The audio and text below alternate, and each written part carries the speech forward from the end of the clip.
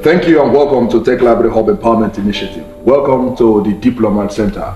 So today you can see seated before us are two giants that are going to approach a certain conversation from their individual perspective, and hopefully at the end of the day we can make the most out of it. We can extract the juice from their individual perspective where it sits on objective principles and where it can in any way possible guide us out of certain predicaments we may be facing in the nation. So sitting before you on the right hand side, please can you introduce yourself, sir? Well, my name is Osinachi Zawado. Mr. Osinachi Zawado, welcome on board. Thank you, sir. So, sir, can we meet you, sir? Okay, good day. I am Dayo Ajibolua by name. Mr. Dayo Ajibolua, welcome on board. Oh, thanks. Okay, so this question is going to be, we are going to be as interactive as we can possibly be. The idea is not to showcase whose ideology is more objective. The idea is to extract meaning. The idea is to look for a possible way out of certain happenings in our environment so far. We are all conversant with this name, Mazi Nnamdi Kanu, who is from the eastern part of Nigeria. So far, we have come to understand that Nnamdi Kanu is not just a political actor, but somehow has shifted into a symbol of frustration, not just in the eastern region, but also to the entire nation. How do you argue this, if Mr. Asamondo, how do you argue this if we are to look at the person of Mazi Nnamdi Kanu as a symbol of frustration in the east and also in the nation? How do you approach this? Well, thank you so much for your question. From the genesis, I think we have to look the root cause of everything, because Mazi Nnamdi Kanu is the leader of indigenous people of Biafra, as well as seeking for their independence. And I know too well that he said that a lot of factors pushed him into this. One of them is that there is a marginalization in the southeast, which made him sometime years back, he made a request to almost the whole eastern governors, thereby telling them what he wants. One of the things he mentioned was the dredging of River Niger, then putting up good roads, providing electricity, and things like that. The demand wasn't much anyway, but they were not able to meet up with the demand, which made the man to start to seek for the sovereignty of his people, which is also normal. Even in the international law, or even in Nigerian constitution, it's also enshrined. It's a part of a human right to seek for or to agitate for the freedom of your people, which is not a crime. Because even in the Western world, such things are being done there, and people were given independence. So I don't really understand or know the reason why in his own case is different, or that cannot be granted to him. Okay, just like recently after the rendition of the man from Kenya, there have been a lot of court sittings and things like that, and at the end of the day, I think by November 20, that young man was convicted. To my own understanding, getting him or sentencing him to imprisonment is not the best option. Reason being that the people of the Southeast, based on the the agitation and seeking for their sovereignty, a lot of issues and so many things has been happening. And freeing this man would have paved a lot of ways, either to bring down most of these things that are happening in the Southeast. But all things being equal, he was sentenced to life imprisonment. And as it is today, both the international body in fact, a lot of questions has been going on. People are asking questions based on the conviction. What's actually really transpired that this is not the real step because. Okay.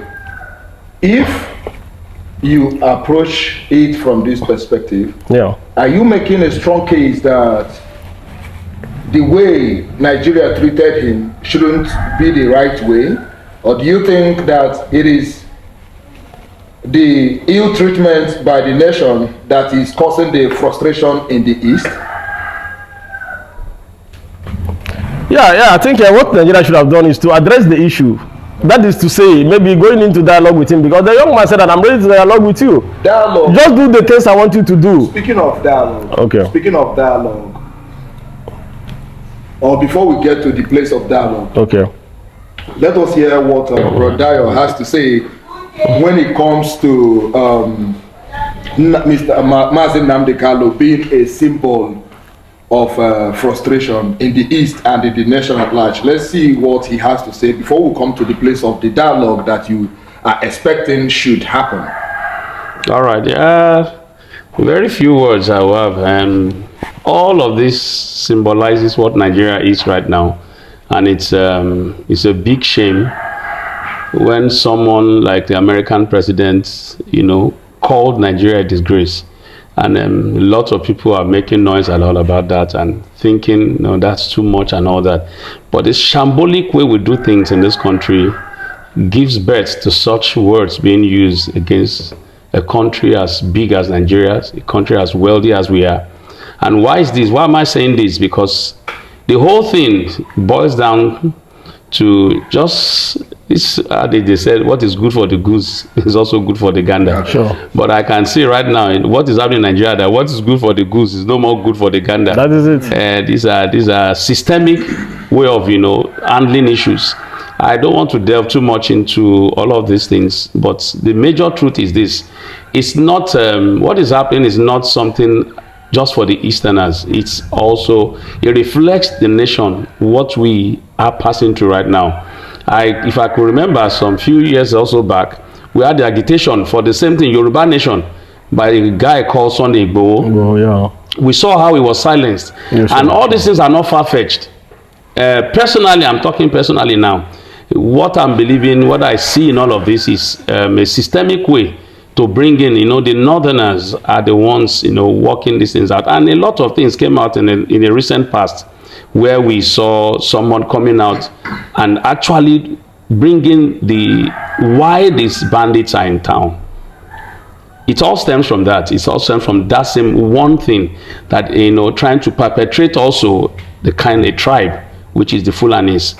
He came out openly and said this is why, because they saw the OPC, which they feel represents Yoruba generally, coming into Kwara then to come and begin to disturb the peace and then remove the Emirates there. And he said this was why they brought in Buhari. Now that shows and that tells us why this is happening. For a long time, I had believed that the Easterners have been marginalized and the Igbos have been marginalized. History tells us, history shows us, we have seen a lot of things, we've seen a lot of things and all that. But the truth is, they have been marginalized. And for somebody to come out and then openly begin to agitate for a nation, for their own state, I don't think is a wrong thing. The way all of those things went about. What you're saying in essence is that we can't confidently categorize Mazi Nnamdi Kanu as a symbol of frustration. But for Easterners. For Easterners. Only, yeah. No. Okay, beautiful. Yes. So he made mention of the word dialogue. If people are to engage in dialogue, dialogue involves conversations, arguments, front and back, right?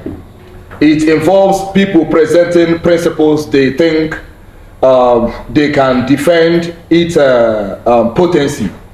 It involves people trying to project ideologies they think to be sophisticated. Now, if we leave the realm of the person, that is the person of Mazi Nnamdi Kanu, and we are to tilt this conversation into a place of principles. Now, will you look at Mazi Nnamdi Kanu as someone who is projecting an ideology that can save the continent of Africa, because in most cases he makes a bold claim that his approach to things will bring a balance even for the entire continent. Do you see him to have the ideology that cannot be successfully imprisoned?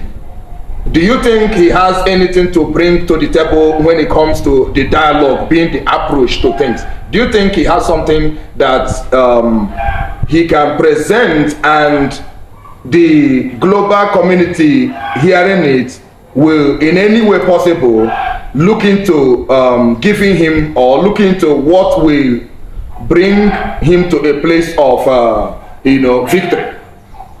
Yeah, I think something of that nature is feasible. Feasible in the sense that you have the right approach. Yeah, because based on what I said in the past, you look at major cause of issues. If you really want to solve a problem, okay, you look at where a problem started. That's where you solve the problem. Now, something pushed this man into this very action, and how I wish the Nigerian government understood themselves, will I say, earlier than this. All this problem would have been a thing of the past. In the sense that I know they have called him several occasions and trying to negotiate and do all this and all that. Okay. What they would have done is to start to do what he told them to do. Okay, to start doing what he told yes. them to do. Now look at this. Mr. Dayo, standing on what he mentioned, which is dialogue, from your observations of Nnamdi Kalu's modes of operation so far, from the beginning of his agitation, how much you have come to know him as a person, you notice that when the name Nnamdi Kalu was mentioned, there was a comparison that came to mind, which is the comparison of the person of Igboho, right? Yeah. The comparison of the person of Igboho. Igboho to some point was, can I borrow the word, silenced?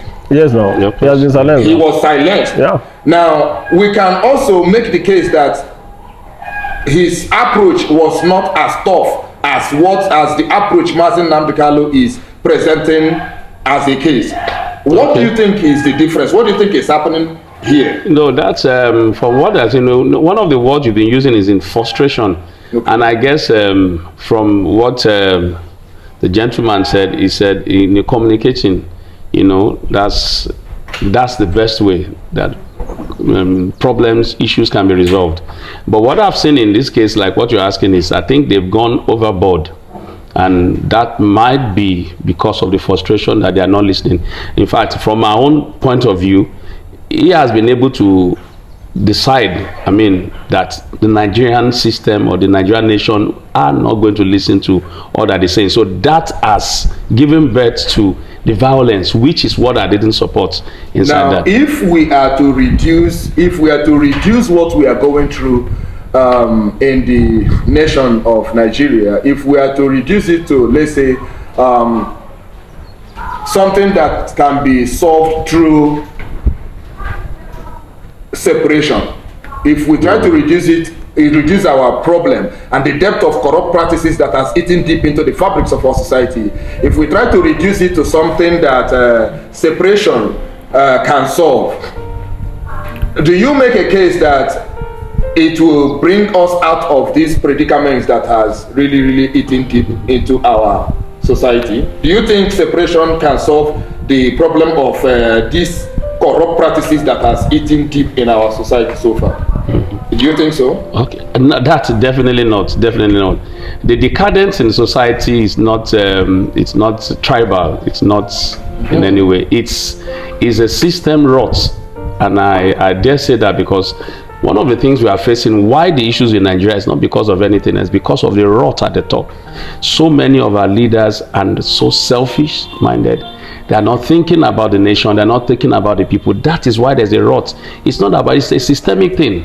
And that it has gone beyond just, it starts from the family. The family is the smallest unit of governance, of government in a nation. And it has become so rotten that even parents can't even control their children. Now, how do you expect this? Either the same people are growing to become leaders, and the leadership is the problem. You know, we've heard before that a one man could change the course of a nation, which we have seen in Singapore. We've seen one man change change the whole entirety of the course of a nation, and today they are one of the best nations, I mean richest nations in the world and all that. The same thing is happening right now. The problems we have is nothing more than the leaders, the direction in which they are going. We're looking at a leadership problem here. It's a leadership problem, and that's what is leading to the secessionist appeals that they are coming in to this. Why? Because if everything is working, we are not the only nation that have multi-tribal. You know, we have India, which has been, although we have Pakistan coming out of them at some point in time, but we are not the only one. We are not the only one in terms of numbers. The problem we have is that people have not been sincere, because if they are sincere, I have lived in the north, I have lived in the east, I'm a Westerner, but I've never counted myself as one, maybe from one part of the country. So it's a problem we have with the people at the top because of their selfish nature. That's why we are seeing all of these things. So it's not something that can be solved by just sitting down. Sitting down means everybody has to be sincere and come with an open mind to the table. In that case, you're saying that separation is not the way out. It's the problem. It's not the way out. Okay. It's not. But from the way you argued in the first instance, you were trying to make a strong case that Nnamdi Carlos approach might likely be a way out of our problem. Is that the case you're making? Yeah. It's the case I'm making because when you watch Nigeria, you look at Nigeria to be too fast. Okay. Yeah, you look at Nigeria, we have so many ethnic nationalities and all whatnot. And at the end of the day, you see that Nigeria has gotten so bad. Let me use that word. In the sense that recently there was an attack in Kwara. There was another attack in Anambra, in a church also. Yeah, you look at killings going around everywhere. In fact, nobody could control the system again, because this influx of killers or whatever they call them. In fact, they come from nowhere and they keep on killing the people, displacing the so the whole community. Now, this displacement, Christian genocide, these are the likely words we are hearing lately. Christian genocide, ethnic cleansing, the likes, right? Yes. The kidnapping of people in places of worship. Yes. These are the things we are hearing so far. Exactly. Now, if you notice, look at where my argument is going to now. You are making a strong case that separation is a way out of this predicament. Yeah, to some extent. My brother here, Bro Dio, is making a case that separation is not the way out. I don't know if separation might not necessarily be, because if we have gotten our acts right in the first place, if we have good leadership, we might not be talking about it. Yes, that's what I've. Okay, so let's assume that. Let me know when I am. Bring me back when I am losing the. Okay. You are from the east. Yeah.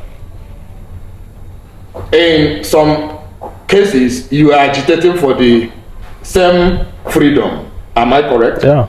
Are you? Yeah. Now, my dear brother is from the west, and he is saying that could not be the way out. There are other possibilities that can be checked out. That's the case he's making, right? Yeah. Okay.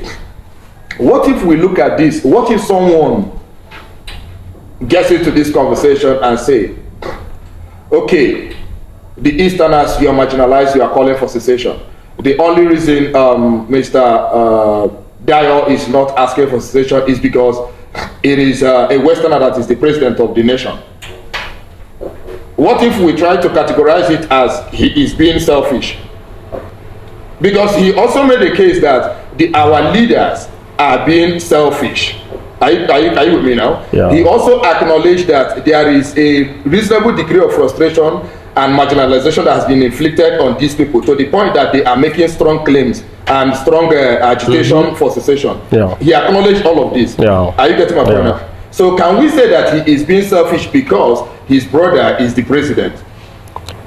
No. Can you No, you cannot say that he's being selfish in the sense that he's trying to speak from his own opinion, from what he perceives might be plausible, which is okay to him. To him. Yes. Okay. Do you think he's been now you remember you are pointing now. You are saying to him. Yes. Now, do you think by that approach that he is being inclusive of what you are going through in the East? Well. Do you think he was being inclusive? Do you think he thought about what you guys are going through by saying that it might or not, when you have already decided that that is the only way? I know too well that it's not inclusive with what we are going through in the East. Okay. I get me. But I am still of the opinion that splitting is the best option. It's the best option. In the sense that I know that we have corrupt leaders. We acknowledge that. Because a country like Burkina Faso, they have a corrupt leader too. But the day came, somebody like Ibrahim Traore emerged. And thanks to God that today you are reading books, you are understanding one or two things. Their mental horizon is expanding. So we really know the truth. Okay, beautiful. Now, crying for freedom has, historically speaking, has shown to be a thing of the Easterners since the birth of Nigeria independence. Yeah. Okay, if I may cut him before you just go on this one, I think it's interesting to note, from my point of view, that when you said I'm because I'm from the West, and then probably because I have my brother, there's nothing. Brotherhood is not about maybe you're a tribe or something. Yeah. Your tribe. I've never been like that. I wasn't trained like that. And like I've said, I've even called myself. Most times when they say, "Where are you from?" I say, "I'm a Nigerian." Not because of what is happening right now. That has always been the way I say. I say my dad is from Yoruba land. I say it because I lived in the north.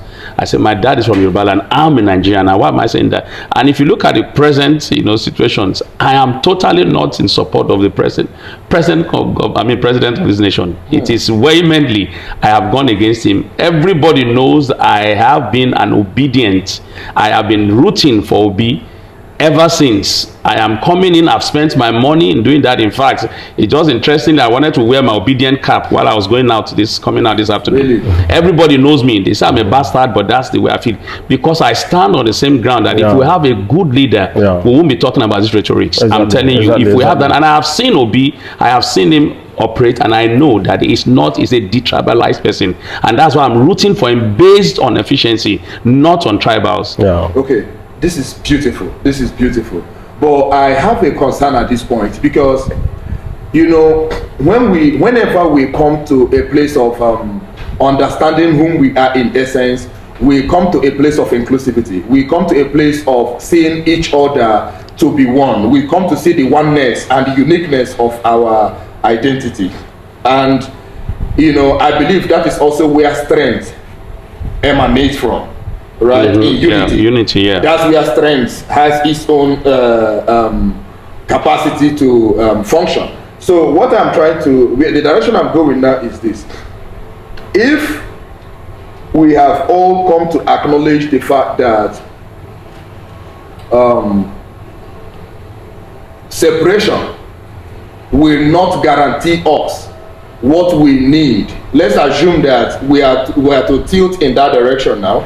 Let's say that we have the people's option as a person in a place of leadership, as the president of the nation today. Let the Obi you made mention of. He made mention of what is happening in Burkina Faso, which is military rule. Yeah, not. Please, let's factor this thing in. I believe that corruption is a thing of the mind.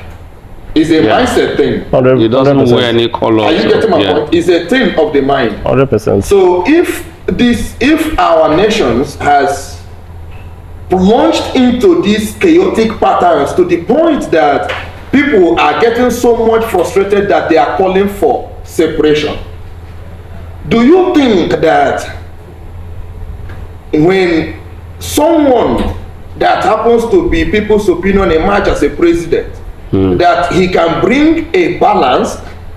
If we agree that this thing is a thing of the mind, do you think that one man sitting there can bring the discipline that can bring our people back to a nation that is rooted in truth and trust. How do you think he has that capacity to inflict such or force that change in this society? The way you are rooting for him? It's a case of intentions. Just one man can't do everything. You know, when I had the rhetorics of Tinubu having handled Lagos, and then very well, so he will be a better president. That's it's a big mistake on the part of people, because you can't expect, you can't even categorize a particular state, you know, using that the same logic as a metric for that, like what is going to happen on a national state. Yes, at 36 states of the nation. Now the truth is this: let's go back, let's go front, let's go anywhere. A one man can't make anything happen. The only thing that can do is the will of the people. Once people are willed, and that's what we're seeing in the example he made about Traore in Burkina Faso. It was a decision that no more, we are not going to face all of these things. People. Yes, the people must decide. Once the people decide, I make a good case. You see, Nigerian side, there's something Nigerians are dirty naturally. Now we are lawless. Let me put that in, not dirty. Let me not use that word. So let me lawless now, because when you see this is the way, then you go the other way around. But when the same Nigerians go outside this nation, they mind themselves. I'm in love with Ghana. I stayed in Ghana, I live in Ghana. What Nigerians do in Nigeria here, they can't do in Ghana. Exactly. Yes, they can't do that in Ghana. I remember the first day at the point I was missing my flight, and I was in a taxi, charter taxi, and I was telling the man to beat the traffic light. That guy, this is what we do here now. If I miss my flight, you are in trouble. And I saw the way the man was like, master. He was looking at me strangely, like, you mean I should go and beat that traffic? But this is what we do. Until I realized that happened first time, second time. Then I realized that no, this is another culture entirely, and it changed my perspective. Even till now in Nigeria, if I'm in a vehicle and you are trying to beat the traffic lights, I'm mad at you. Now that's a culture shift. Okay. And that is what we need. So it's not about a one man thing. Now the culture shift. Yes.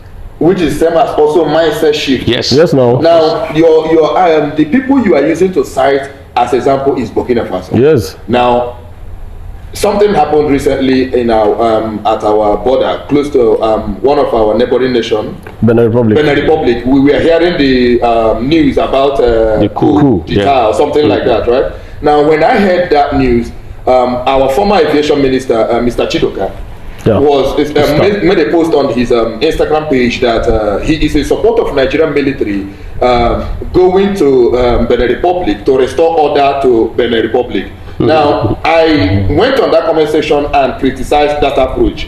Why did I criticize that approach? Look at this. I am of this strong opinion. You let me know what you think about this now. Yeah. I am of the strong opinion that there is no other structure that can offer the discipline that will take us back to trust and truth. Regardless of how painful it will be, there is no other structure that can proffer that except the military. Yeah. Where Africa has gotten to, in the depth of our corrupt, how we have plunged into chaos. Yeah. There is no other system. Let's say the religious systems cannot offer this any longer. We have that has checked out. The curriculums. When I speak of the religious, the theologies we have, the Islamic and all of that, they are proven to not be able to restore order to this nation. Sure. Now, if you go on a very narrow path as the only way to restore order, restore truth and trust and discipline in this African nation, Nigeria to be precise, you will discover that it might be something that only the military has to offer. So when I make a case like this, that it is only the military, how do you look at it? Is this something that is very palatable to the ear? Is this something that is wonderful to hear? You're on point. We are trying to call a spade a spade. The system here has gone so bad. I keep on saying it because when you look at that Benin Republic, when you come to English language, we talk about cause and effect relationship. We say that things lead to something. Are you getting me? It cannot go like a US now. You hear about military coup, this, that. It cannot, because there is a kind of system they practice whereby citizens are living a good life, things are moving well, a good working structure. So why will you think about plotting a coup? I don't know if you're getting me. I'm with you. Fine. So for Benin to do that, there is a cause and effect that led to that. Then coming to Nigeria, for the military to think of such thing, there must be some certain factors that might push them to that, which I know is the only thing that has the capacity to do that. Because yes, because talking about protests, talking about agitation and revolution, and if has not been, no, it cannot. They will silence you. They will kill the masses and all whatnot. There is. Did you notice that when Nnamdi, his last appearance before he was sentenced to life imprisonment, there was this notable Yoruba agitator or a leader of a reformation movement. But what's his name again? Shore. Right? You notice he was there present. Now, does it mean, okay, does it mean that his own ideology of revolution cannot cut the deal? It cannot. It cannot.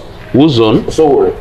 It cannot. Okay, let me quickly just add up to this. When you say the military, it seems as though the military it's the only institution that can instill, the kind of discipline we want. I mean, that can help, especially Africans. Yeah. I think is a thing of the mind, and I think it's something we've been told or we've been made to believe that it is only that institution, and I stand to correct that that's not the issue. It's that has been the case before now, but if there's anything that is known with the military, what is that?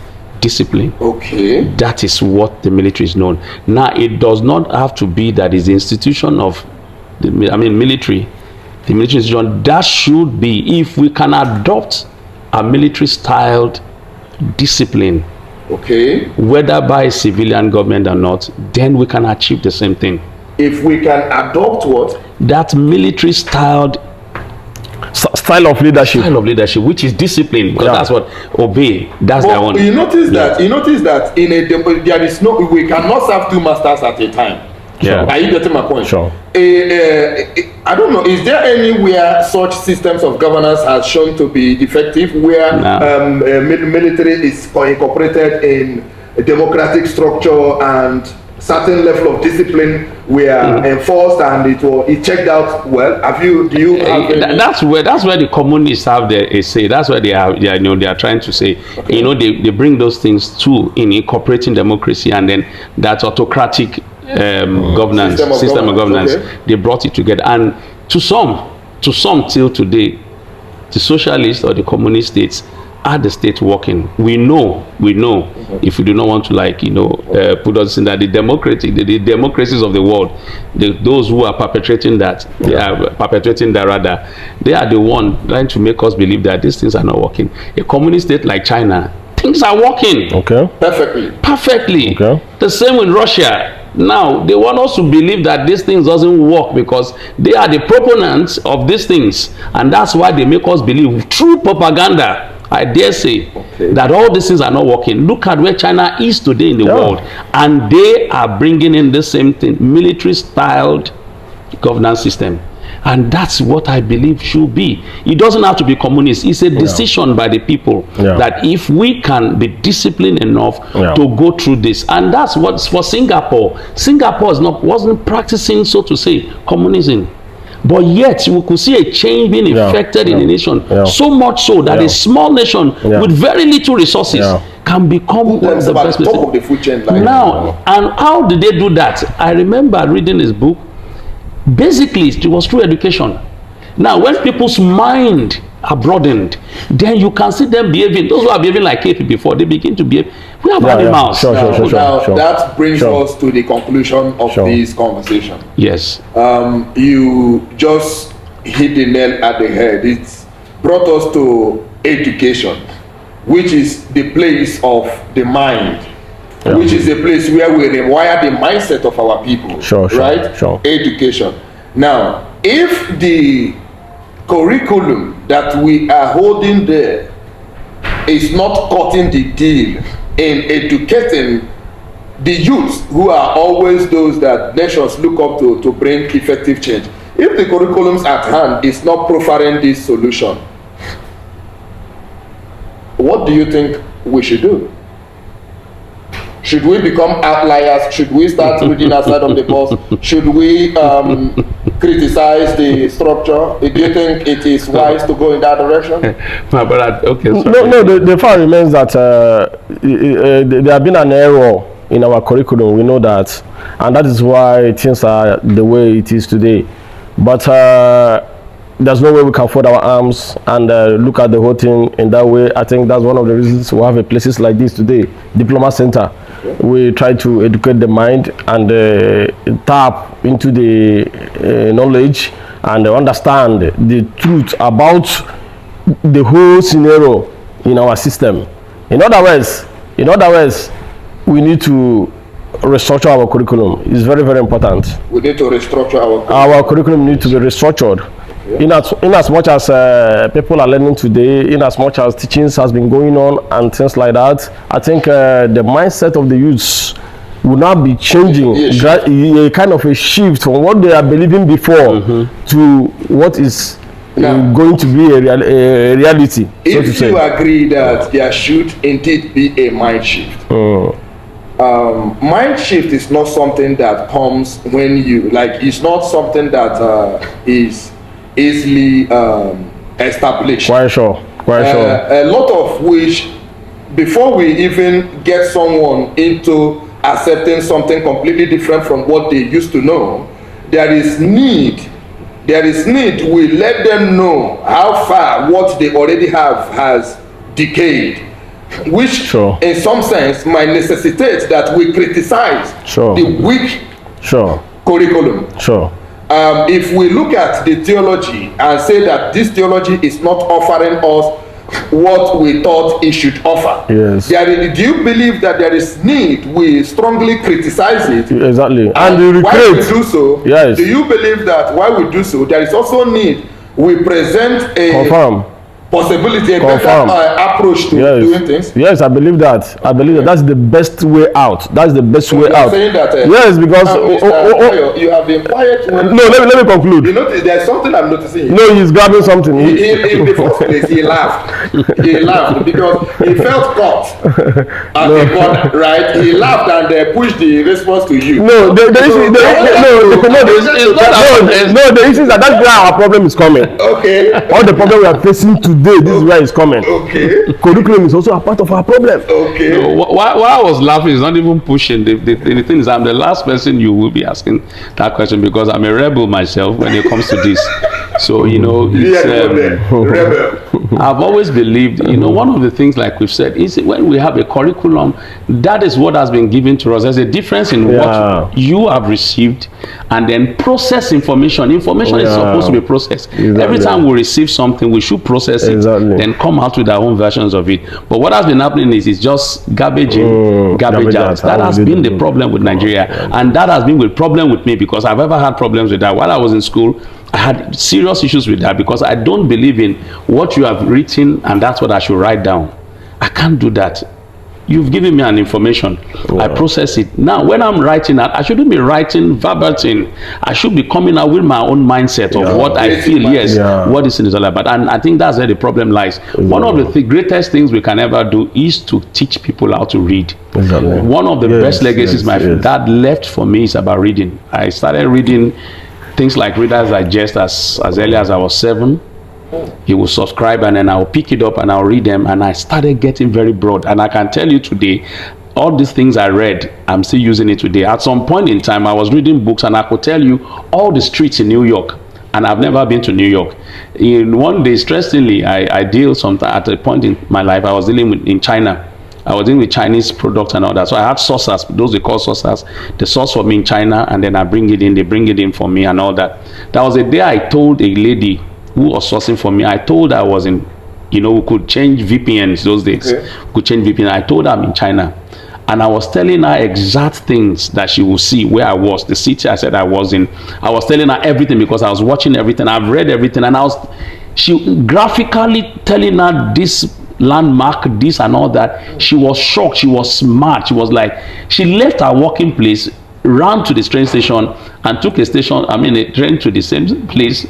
Meanwhile, I wasn't there. Now, what I'm saying is, through books, you can be the best you can be. It doesn't necessarily have to be.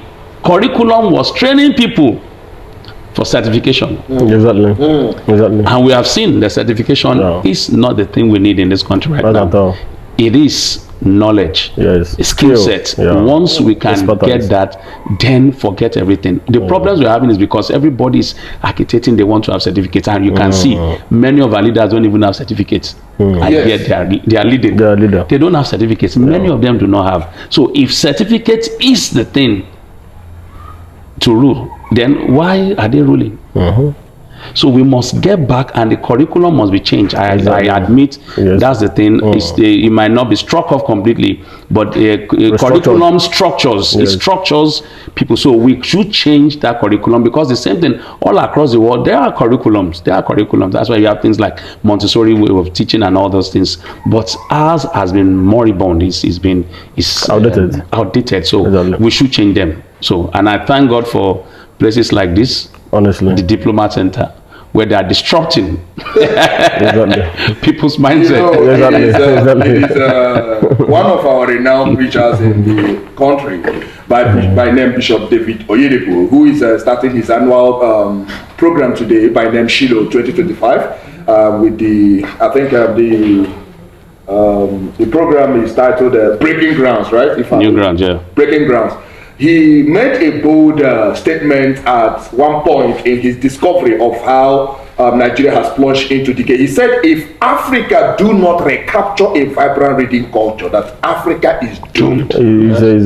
So one of the core values of the Tech Library Hub Empowerment Initiative, the Diplomats Center, is to make sure that every child grows up with the foundation of reading, being able to accumulate quality and sophisticated information, being able to digest them, assimilate them, and also come to a place of application. Because if we accumulate wrong information, automatically it will keep us at a place of native nothingness. So we are trying as much as we can at the Tech Library Hub Empowerment Initiative to make available the best quality materials that everyone that lay hold on them will be able to tilt towards a place of creativity and not just a place of mediocrity. That is our pursuit, and I believe by reason of the support that we are getting from all of you, we will get there. And